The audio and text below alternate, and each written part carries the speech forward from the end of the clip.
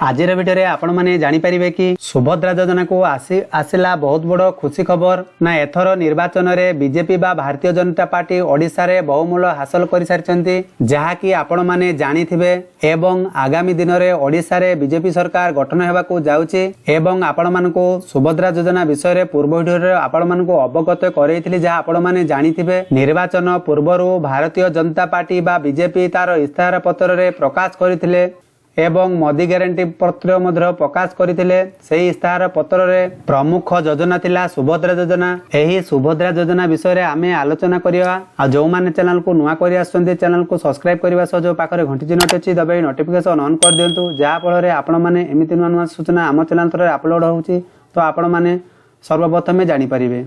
तो यही योजना केबेठारु लागू हबो केउ माने उपकृत होई परिबे एथिरे डॉक्यूमेंट कोन सब लागिबो आपण मानकू ए वीडियो रे संपूर्ण तथ्यटी जणैबी। एही योजना रे केवल विवाहित महिला माने आवेदन करि परिबे जहार बयस सीमा मध्ये रहिछि आपण मानकू मध्ये ए वीडियो रे संपूर्ण जणैबी। आपण माने बिना स्किप जे शेष पर्यंत देखंतु ताले आपण माने संपूर्ण तथ्यटी जानि परिबे। आपण माने जानिथिबे कि महिला मानकू आर्थिक स्तर में स्वावलंबन करने यही सुभद्रा योजना उद्देश्य रही लागू कर जेतेबेले एही योजना लागू हो एवं ओडिशा रे प्रत्येक गृहिणी बा विवाहित महिला मानकू 50,000 टंका गिफ्ट भाउचर मध्य प्रदान करा जिवो एवं सेमाने मध्य 50,000 टंका कैश कन्वर्ट मध्य करी एहाको उठेई पारिबे। जेतेबेले ऑफिशियल भाव में एहाको लागू करा जिवो सेतेबेले आपण मानकू वीडियो माध्यम जणाई देथिबी आपण माने एहाको केमिति अप्लाई करिवे एथिरे आपण माने डॉक्यूमेंट कोन कोन लागिवो आपण माने संपूर्ण तथ्यटी जणाइबी।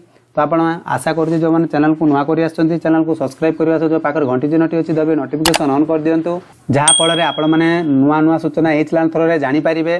तो सुभद्रा योजना रे इलिजिबिलिटी क्राइटेरिया कौन रही आसतु संपूर्ण तथ्यटी जानिबा। आवेदनकारी निश्चित भाव में ओडिशा रे राज्य रे हेबा आवश्यक। सुभद्रा योजना अधीन रे केवल विवाहित महिला माने योग्य हेबे आहरी मध्य प्रत्येक परिवार केवल जणे लेखा हिताधिकारी रही पारिबे। यही सुविधा केवल विवाहिता महिला मानक पई उपलब्ध अविवाहिता महिला योग्य नुहंती। एथिरे आपण मानकर बयस सीमा रही महिला मानकर 23 रु 59 वर्ष बयस मध्य हेबा उचित। महिला माने जे कोनोसी सरकारी बा एम्प्लॉयमेंट जदि रोजगार करूचंती से माने याको आवेदन करि परिबे नाही। तो एथिरे आपण मानकर डॉक्यूमेंट कोन रही जदि आपण मानक पाखरे गोटे आधार कार्ड थिबा निहाती आवश्यक बैंक अकाउंट एड्रेस प्रूफ रही mobile number passport size photo income certificate ration card.